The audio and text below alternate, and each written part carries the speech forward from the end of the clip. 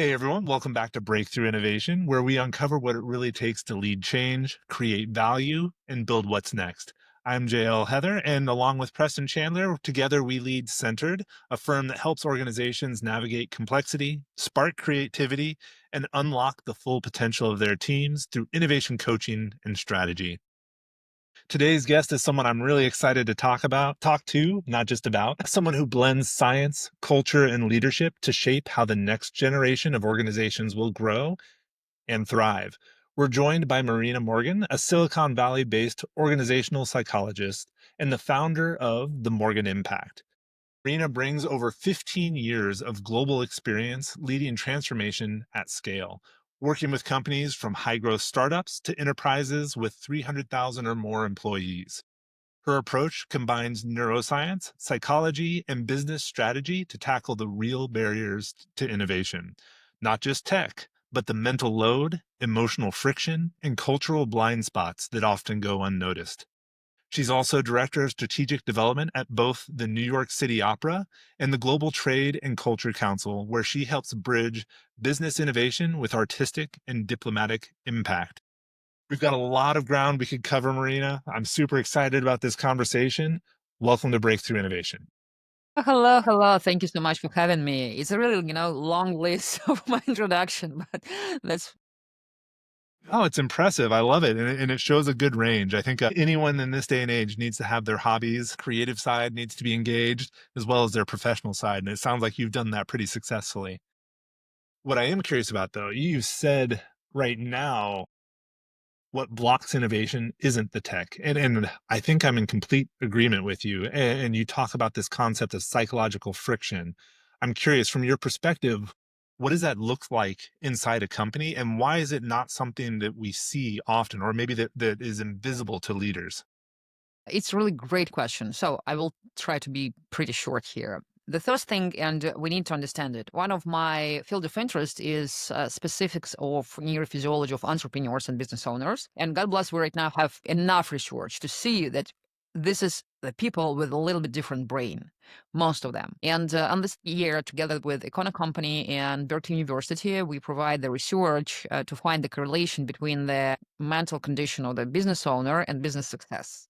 And pretty soon the results will be published, and I invite all of you, to to read them. Unfortunately, I can't share the numbers with you right now before it will be published. Correlation does exist. That's what I can say. And the first thing that all of the business owners need to understand: your brain is a little bit different. The innovations for you and openness to the risk, openness to the change. This is something really natural for your brain. And that's what make you entrepreneur. Because from the, let's say, normal brain perspective, of course, quote, it's not that I really mean, like, it's just, we're speaking more statistically here, to jump into the new circumstances, what you don't really know without enough information. This is not normal. I mean, because our main strategy is to survive, is to use those algorithms and patterns that really help us and our parents and our grandparents and grandparents and grandparents to survive and to keep safe. And if you are really interested to go to the field that nobody was before, and you don't know anything about it, and you want it, this is a little bit weird. Um, so the first thing here, you need to understand that probably those that pretty obvious for you is not obvious for your employees.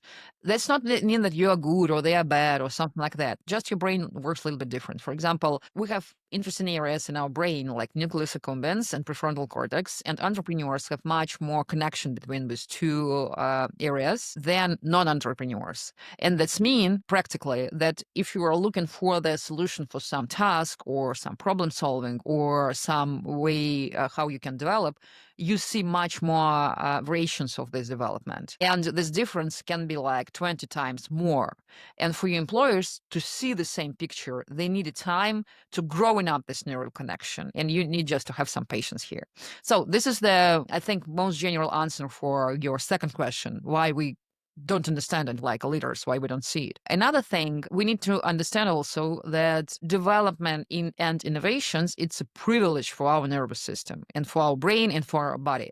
What I'm speaking here, If, for example, you don't sleep enough for a long time, you have a lack of nutrition, I don't know what else, you're under the stress, you feel reality like something dark and full of dangers or something like that, that's mean that your body right now is in the survival mode. And I mean, it is not happening only when you really feel pretty dark. For example, if you don't have enough physical activity, you don't have enough air, fresh air in your room, or again, as I told, you have a lack of nutrition for a long time, for example, not enough vitamin D or vitamin B, whatever it is, that's mean that your body right now is in the survival mode, and your body will not waste their resources to develop some new neural connection and to integrate something new and pretty interesting in those scale that will be possible if your body feel safe, have enough that your body need, etc. So, and the reason why we are pretty close for something new, it is pretty often because we don't have enough resources for that. Mental, physical, it's not like just, some woo woo things. It's just a physiology and it's pretty simple. Another thing, it's more serious situation when you are trying to make your world smaller and to using the patterns that you used before for a long time, it can be a sign of depression. It's not my field, it's more like, psychiatric stuff. But one of the sign of the depression is then you're becoming more and more close for something new in your life. I mean, you prefer to use the same way for the job, eating the same food, wearing the same clothes, whatever it is. It's different things for different people. And if you're feeling that your enthusiasm for that, trying something new, it's not necessarily only about in your job and your business. I mean, in your life, becoming smaller and smaller, and you feel more and more comfortable living your small life in the small world with the very predictable patterns, it can be the sign that your nervous system not in a very good situation. Because summarize it, healthy brain see healthy reality, make healthy decision, and curious about what will going on next. What can I change? Let's play, let's game, etc., etc. And the last thing that I will say here, you're a professional in innovations, and you know this cycle of innovation that you always will have the ambassadors who will follow in you, who will support your new vision and new ideas. It is always will be the group of the people who are not pretty sure, and always will be the people who will never support you. And in huge companies, in the big systems, this group of people, we need them as well, just to stabilize our system. Because, if everyone will be in the organization with entrepreneurial mindset, we only generating new ideas, pivoting and thinking what we can do new today. Because, entrepreneurs love new things, they love new businesses, they love to plan, they love to draw in these big pictures, etc. Most of them don't really like the stable phase of the business. And we also need these people.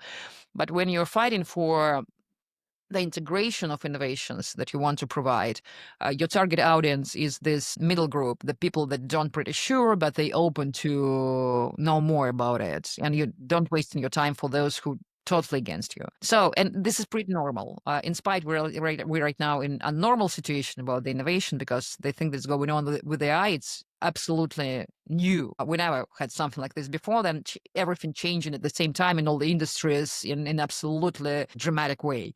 But I think that we still can rely on this pattern that you always have three type of the employees in your team. So that's what I think about it. I love that. And there's a lot to pull out of what you were saying there. I think maybe to go back to some of the stuff you were talking about in the beginning, like in just in terms of like the neuroscience, the structures of the brain. One of the things I find very interesting, and maybe it helps, it at least helps me. I won't say it helps everyone. It at least helps me understand kind of what's going on. The concept of the default mode network and the executive control network within your brain.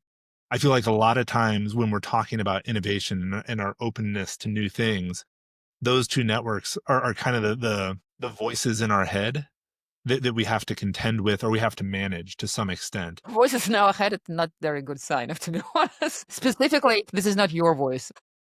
You mean not everyone has voices in their head? Is that just me? No.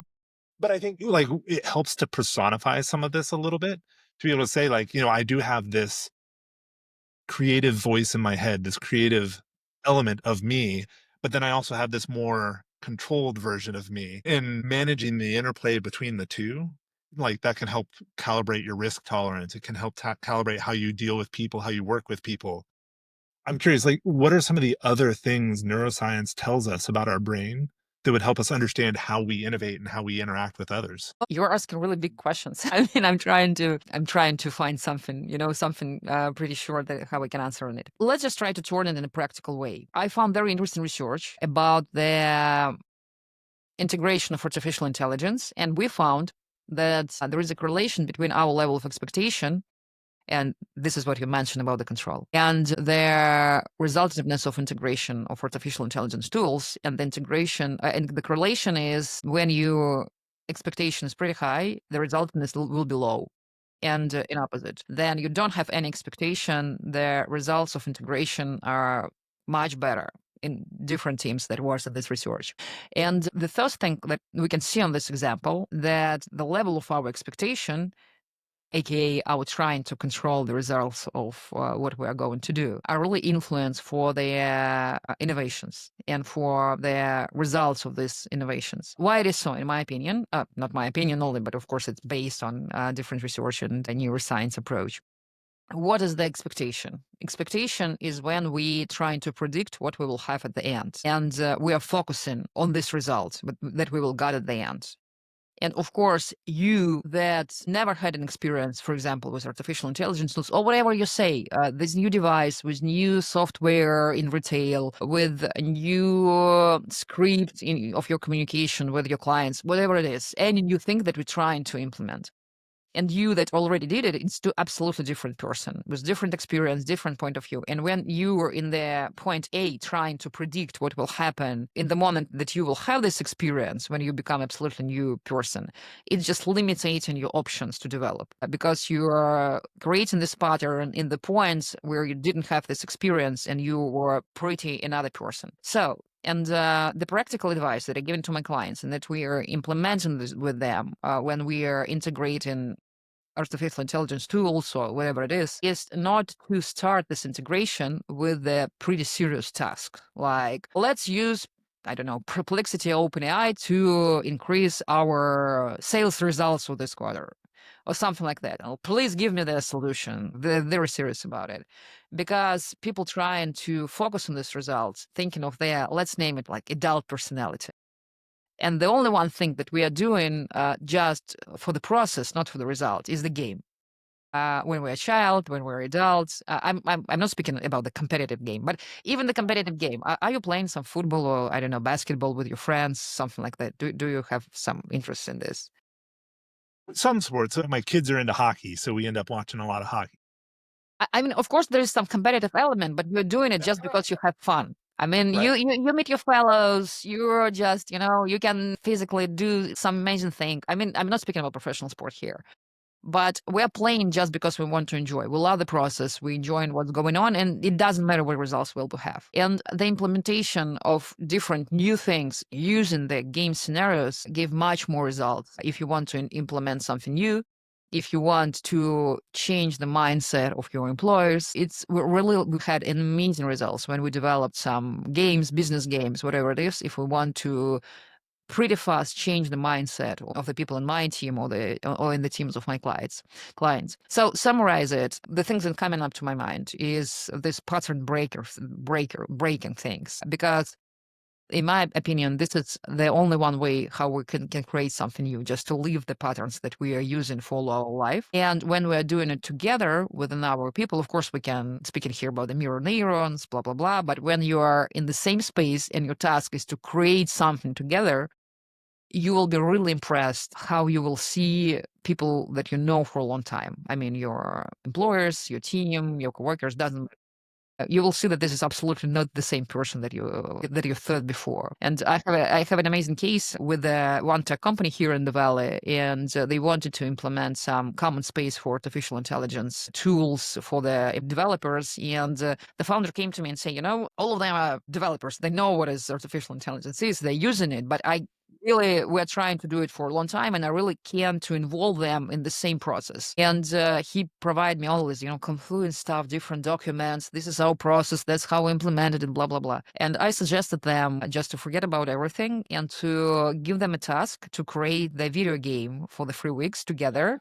I mean, not totally created, but scenario, all the characters, the gameplay, they describe the world, and the final point of destination was to create the video that presents in this game. But the rule was we were working together and we only using artificial intelligence tools, nothing anymore. Just imagine. Of course, it was arguing. I want this. I was dragon. I was the dragonfly, and it was ice dragon. No, I want fire dragon. And of course, they make the deep research and they find all the artificial intelligence tools that exist on the market for the video, for the game, for the text to voice to text, for the drawing, and they did it together, and it was amazing. And it was much more easier after that to implement the common space for the job after this experience because they saw each other in absolutely another way. So Yeah. that's my No, I answer love for. that. The idea, like, you can create a really safe space with a game sometimes, but maybe even further from that, you mentioned kinda seeing a different side of people. It's this idea that your personality is somewhat contextual, and I think that is something that's really powerful in innovation. It is helping people tap into their whole selves rather than just their professional selves or their tech selves or whatever it is. I love that perspective. And I love how you're weaving in some of your clients into these stories. It's obvious that you've been doing pretty well in your business. I am curious though, as you've been doing this, what are some of the areas where you're still struggling to build your business? What are some of the areas where you're still working to kind of overcome some hurdles? So I would like to say that from the psychological perspective, probably you know it, entrepreneurs is not the easiest target audience, but unfortunately, this is my main field of interest. And I can say I'm struggling with that, but you really need to work a little bit harder if you want to be trusted person for this target audience. And the level of trust is pretty high because we're speaking about themselves and their people. And if the only one way I can provide the results for them is to build this trust between me and my client. Because, for example, for me, like a business owner who have my team, my people, my processes, my world, my all this stuff, it will be pretty complicated for me to invite somebody inside, somebody who is professional about the brain, about the human, who will analyze our relationship, our processes, myself. And the other thing here is that entrepreneurs is not those type of people who are looking for help. And they have a habit that they rely on themselves, of themselves, that everyone rely on them, family, employers, I don't know, clients, etc. And this is not that typical for them to looking for some professional support in general, specifically in the question of self-regulation, self-management, relationship stuff, etc. Not all of them. There are, and it's becoming more and more common. Then a lot of them have an experience with professional psychologists, therapy, coaching, Tony Robbins, name it. But when we're speaking about the intersection of business and human and relationship, it's not so easy. And honestly, if I knew it before, I probably thought about another direction of my career. But unfortunately, I really love entrepreneurs. Unfortunately, of course, I'm joking. I was gonna And say, yeah, of course, I'm joking. And my own mindset and my own dynamic is entrepreneurial. And that's why I love to work with these people. I want to work with them. And every time when I hear something like, oh my God, if I know it before, thank you so much. This is the change what we get. We had new clients, new money. We reorganize our board member team and everything is perfect now. When I get in this feedback, it's worth it. So well, you may have just answered my next question because I was going to ask you, what is your advice for founders and new executives? And it sounds like one of the big things is don't be actively look for where you need help. Maybe that's the best way to say it. Don't be afraid to ask for help, but actually actively look for where someone else could help you, where you don't have to do it all. and And in I don't doing want to it. put words in your mouth. So if you have other advice, let's dig in. But that was one of the messages I took. Yeah, you're absolutely right. And I just want to add one moment here. Please, looking for help and support, professional help and support before you already feel bad, because organization of the entrepreneurial brain is there, include their specific organization of dopamine system. And that's why we're so obsessed with the result, with the big pictures, because the level of enjoyment that entrepreneur experience at this moment is not the same like, like non-entrepreneurs, but that's make you be blind for your body needs, for your health, for in other areas of your life, because your brain is full of this fire, and you're feeling that you really feel bad pretty often when you're already unable to, wake up in the morning and you don't want to leave your bed and you don't want to speak with anyone. And you need to know your not the red flags, but your, yellow flags, and doing something and took a pause before you were in the red zone. Because when you're in the red zone, I had, unfortunately, dozens of examples like this, specifically here in the Valley, because it's a very highly dynamic industry and in community, and very competitive and very, intellectual oriented. When you will be in this, burnout situation with a depression, will lose the control. You will lose the control of your business for several months, or probably you will not feel the inspiration to go on and develop it. And one of the reasons why a lot of startups and the founders leave in their startups pretty soon, I mean, in the perspective of a couple of years, in spite they have investments, in spite they have a great, product market fit, track record, etc., is because you are experienced the burnout, or probably depression.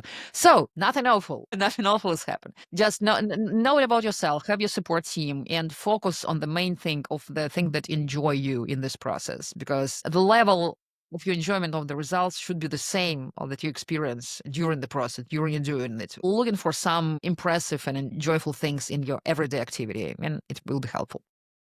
Love it. Marina, thank you so much. This has been a fantastic episode. It's been a fantastic conversation. If there are people out there looking for your support or to collaborate with you, what's the best way for them to connect? Thank you so much for this opportunity. I will be happy to connect with you on my LinkedIn, Marina Morgan, San Francisco. You will easily find me, or you can schedule the free consultation with me in my website, themorganimpact.com. Pretty easy. And also, I have a gift for your listeners. I have a guide for entrepreneurs, what lab tests you need to monitor that influence for your decision making and for your condition, different devices that will help you with self-regulation, a bunch of the research about the specifics of entrepreneurial nervous system and brain that I find pretty useful. So I will provide it to you, and you can suggest it like a gift for our amazing listeners. No, that'd be great. I will make sure that makes it into the show notes and that that's available. Thank you again, Marina. This has been fantastic. For everyone else who's made it all to the way to the end with us, take a moment, leave a quick 5-star review. It helps a lot. But also think about the people in your life who could benefit from Marina's message. Those entrepreneurs, those solopreneurs who may be struggling, maybe invisibly struggling. Share this episode with them, maybe help them find some of the help they might not know they need. And then lastly, we'd love to hear from you in the comments. Tell us a little bit about your own struggles. Where are you struggling? Whether it's with innovation, entrepreneurship, let us know and see if we can't find some ways to support each other. That said, Marina, thank you again. Again, fantastic conversation. Everyone else, thank you as well. And we'll see you all next time on Breakthrough Innovation.